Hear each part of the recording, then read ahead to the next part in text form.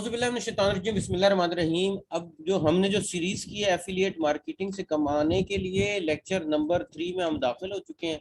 और अगर हमने एफिलिएट मार्केटिंग के कॉन्सेप्ट को अच्छे से समझना है तो हम क्या करना है कामयाबी। अब हम नेक्स्ट स्टेप पे आ गए। देखो, पहला स्टेप क्या होगा? एक स्टेप तो हो गया कि हमारे पास गोल्स होने चाहिए, यानी वजह होनी चाहिए, हमें कुछ अचीव करने के लिए ये करना चाहिए। दूसरा ये कि हम पॉजिटिव हों, ठीक है ना। और तीसरा स्टेप आज हम अभी हम सीखने वाले हैं। और तीसरा स्टेप ये है कि हमें इसकी नॉलेज हो कि ये फंक्शन कैसे करता है, ये है इसकी नॉलेज हो, इल्म हो, इस सिस्टम को हम अंडरस्टैंड करते हैं। आए हम इस सिस्टम को अंडरस्टैंड करते हैं। बेसिकली ये एक कॉन्सेप्ट मैं आपको भी यहाँ पे क्लियर करवाता चलूँ। देखिए, होता ये है कि यहाँ पर हम ले लेते हैं जो है ना ट्रेडिशनल बिजनेस सिस्टम। ट्रेडिशन जो चला आ रहा है दुनिया में, रिवायत चली है, ट्रेडिशनल बिजनेस, जिसे हम कहें रवायती कारोबार, रिवायती कारोबार का तरीका। ठीक है, रिवायती कारोबार में क्या होता है? ये एक बंदा होता है बनाने वाला, मैन्युफैक्चरर होता है जो चीज बनाता है। ठीक है, अच्छा, मैन्युफैक्चरर एक काम करता है। क्या काम करता है? अब जब चीज बना चुका होता है तो वो मार्केटिंग करता है, उसकी एडवर्टाइजमेंट करता है, इश्तिहार चलाता है, एडवर्टाइजमेंट करता है। ठीक है, यानी इश्तिहार चलाता है। ठीक है, इश्तिहार उसके चलते हैं, लोगों तक इंफॉर्मेशन चली जाती है। वो print media, electronic media use करता है। ठीक है ना।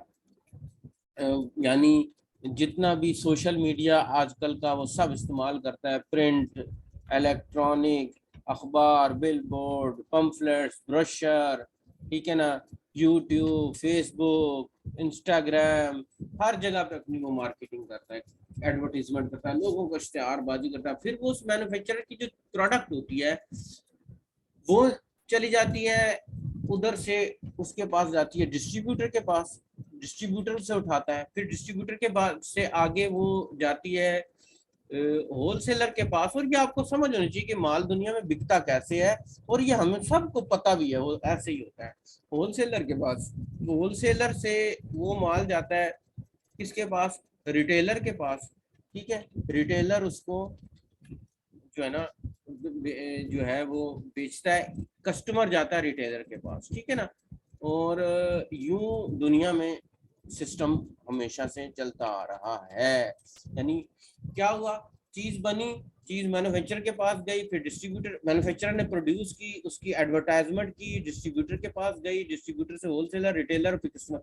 मैन्युफैक्चरर ने ट्रकों के हिसाब से उठाकर डिस्ट्रीब्यूटर को माल दिया, डिस्ट्रीब्यूटर से होलसेलर सुजुकियों में भरकर लेकर गए, रिटेलर जो है ना वो कार्टनों की सूरत में माल उठा के गए, और कार्टनों में से एक एक पीस करके कस्टमर को बेचना शुरू कर दिया। ये पूरा चैनल ऑफ डिस्ट्रीब्यूशन कहलाता है, चेन ऑफ डिस्ट्रीब्यूशन कहलाती है, chain of distribution, distribution, channel of distribution कहलाता है ये सिस्टम। अब होता क्या है? जो प्रॉफिट, जो प्रोडक्ट होती है, वो प्रोडक्ट है सपोज 10 रुपए की, मैं एक एग्जांपल दे रहा हूँ। ठीक है, और वो प्रोडक्ट जाकर कस्टमर के पास जब जेब में से पैसा निकल रहा है और वो एक पीस खरीद रहा है, वो प्रोडक्ट बनी तो 10 रुपए में थी, लेकिन जब कस्टमर के पास पहुंच रही है तो कस्टमर उसके पे कर रहा है 50 रुपए। ठीक है, तो ये एक सिस्टम जो है ना कहलाता है कि जिसमें कस्टमर जो 50 रुपया दे रहा होता है, बेसिकली 10 रुपए पे मैन्युफैक्चरर को पड़ा, मैन्युफैक्चरर ने उस 10 रुपए में अपना प्रॉफिट भी रखा है और एडवर्टाइजमेंट का खर्चा भी उसी में ही डाला है। तब 10 रुपए की वो डिस्ट्रीब्यूटर को दे रहा है, डिस्ट्रीब्यूटर ने फिर अपना प्रॉफिट रख के होलसेलर को दिया, होलसेलर ने अपना प्रॉफिट रख के रिटेलर को दिया, रिटेलर ने अपना प्रॉफिट रख के कस्टमर को दिया, तो कस्टमर की जेब से 50 रुपया गया, जिसमें से सारे खर्चे कस्टमर ने पे किया और अपनी प्रोडक्ट को एंजॉय करा। यानी एडवर्टाइजमेंट का खर्चा भी कस्टमर ने दिया, रिटेलर का प्रॉफिट, होलसेलर का प्रॉफिट, डिस्ट्रीब्यूटर का प्रॉफिट और मैन्युफैक्चरर का प्रॉफिट जो है ना उसको दिया। लेकिन अब आ जाते हैं हम नॉन ट्रेडिशनल सिस्टम की तरफ, नॉन ट्रेडिशनल सिस्टम की तरफ, जो गैर रवायती कारोबार है। ठीक है ना, गैर रवायती कारोबार, जिसकी बुनियाद 1939 से रखी गई। ये अमेरिका ने बेसिकली इंट्रोड्यूस करवाया इस सिस्टम को। और ये फिर पूरी दुनिया में वहां से फैल गया मैन्युफैक्चरर। ठीक है, मैन्युफैक्चरर उधर इस नॉन ट्रेडिशनल सिस्टम में क्या होता है कि मैन्युफैक्चरर जो होता है वो ट्रेडिशन से हट जाता है, दो काम खत्म कर देता है मैन्युफैक्चरर। एक, एडवर्टाइजमेंट खत्म कर देता है, नो एडवर्टाइजमेंट, किसी किस्म की इश्तिहार नहीं चलाता। ठीक हो गया, नो एडवर्टाइजमेंट और इश्तिहार खत्म हो जाते हैं ना, एडवर्टीजमेंट नहीं होती और यानी नो इश्तिहार, कोई इश्तिहार नहीं चलता, नो इश्तिहार, किसी किस्म का कोई इश्तिहार नहीं चलाया जाता। और दूसरा, नो चैनल ऑफ डिस्ट्रीब्यूशन, कोई बीच में चैनल ऑफ डिस्ट्रीब्यूशन मैन्युफैक्चरर से नहीं, कोई डिस्ट्रीब्यूशन या होलसेलर रिटेलर की चेन खत्म कर दी जाती है, बल्कि प्रोडक्ट क्या कही जाती है, मैन्युफैक्चरर से डायरेक्ट कस्टमर को बेची जाती है, यानी कस्टमर डायरेक्ट मैन्युफैक्चरर से खरीदता है। अच्छा, प्रोडक्ट जो है वो डायरेक्ट कस्टमर को बिकती है और मिलती कितने की है, देखो अगर वो प्रोडक्ट है 10 की तो मिल कस्टमर को 50 की रही है अब भी, लेकिन कस्टमर को बिजनेस भी ऑफर कर दिया जाता है, कहता है कि तुम, कस्टमर को कहते हैं कि तुम बिजनेस करो, तुम भी बिजनेस कर लो, और बिजनेस करोगे तो दो काम तुम करो। क्या, कौन से दो काम करो, देखो हम ना प्रिंट मीडिया यूज करें ना इलेक्ट्रॉनिक मीडिया यूज करें, बल्कि एडवर्टाइजमेंट तुम करो, एडवर्टाइजमेंट तुम करो, यानी कस्टमर को कह रहे हैं एडवर्टाइजमेंट भी तुम करोगे, और एडवर्टाइजमेंट के अलावा जो डिस्ट्रीब्यूट होगा माल वो तुम्हारे थ्रू होगा, डिस्ट्रीब्यूट तुम्हारे थ्रू होगा, यानी तुम बेसिकली डिस्ट्रीब्यूटर बन जाओगे हमारी प्रोडक्ट के। तो ये है बेसिकली एफिलिएट मार्केटिंग मॉडल के अंदर ये होता है कि आप एक चीज बना रहे हो, कस्टमर को डायरेक्ट बेच रहे हो, इसीलिए इसको डायरेक्ट सेलिंग कहा जाता है, इसको डायरेक्ट सेलिंग कहा जाता है। और डायरेक्ट सेलिंग पूरी एक इंडस्ट्री है दुनिया में, world federation of direct selling association बनी हुई है, WFDSA।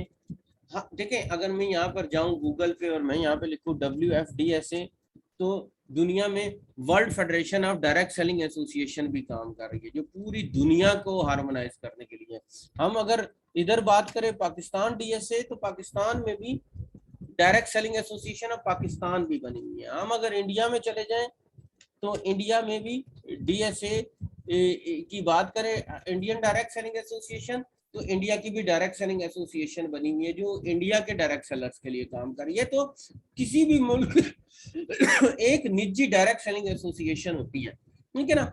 तो आपको ये कॉन्सेप्ट पता होना चाहिए कि भाई आप अगर इस मॉडल के अंदर आ गए तो लोगों को बेसिकली कंफ्यूजन होती है कि मैं कैसे इतने ज्यादा पैसे कमाऊंगा। भाई बिल्कुल उसी तरीके से जैसे डिस्ट्रीब्यूटर पूरा बिजनेस करके डिस्ट्रीब्यूट करता है तो बहुत ज्यादा मैन्युफैक्चरर के साथ मिलकर पैसे कमा रहा होता है, इसलिए यहाँ पर भी आपका एक गठजोड़, एक प्रोग्राम, एक प्रॉफिट सिस्टम आपको दे दिया जाता है जिससे आप पैसा कमाते हैं। सो ये नॉलेज आपके पास जरूर होना चाहिए कि जब आप एफिलिएट प्रोग्राम को ज्वाइन कर लेते हो किसी भी इदारे के, तो आप जो है वो जाते हो, अब डायरेक्ट कस्टमर जो है वो मैन्युफैक्चरर से लेता है और एडवर्टीजमेंट करता है। एडवर्टीजमेंट कैसे करता है, कहाँ करता है, अपने दोस्तों को, अपने फ्रेंड्स को और अपने सोशल सर्कल को इस्तेमाल करते हुए लोगों तक इस इदारे की प्रोडक्ट्स पहुंचाता है। तो एडवर्टाइजमेंट और डिस्ट्रीब्यूशन, और फिर उसके सिलसिले में उसे जब वो चेन चलती है, डिस्ट्रीब्यूट होने की चेन चलती है, तो उधर से प्रॉफिट जो है ना वो मुसलसल प्रॉफिट मिलता रहता है, मिलता रहता है, मिलता रहता है।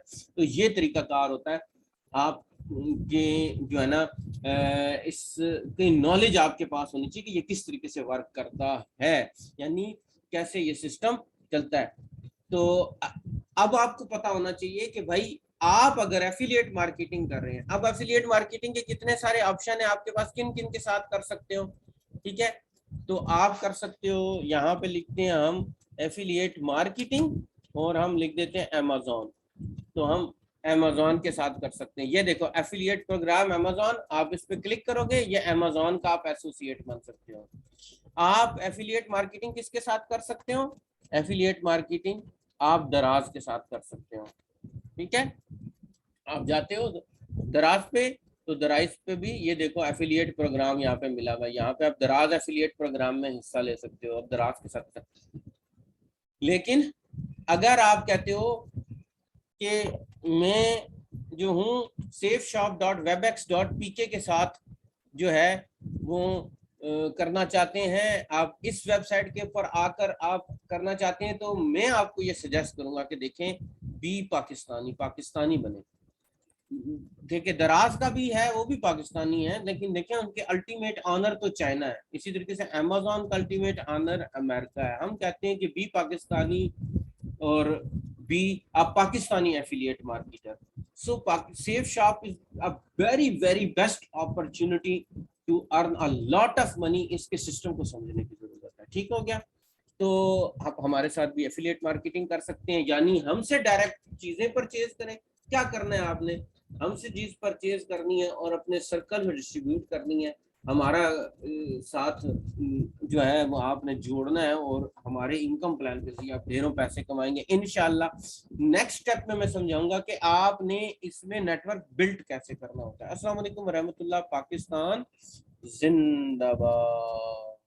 चौथी वीडियो पे आज चलते हैं, फोर्थ वीडियो अब मिलेगी आपको इंशाल्लाह।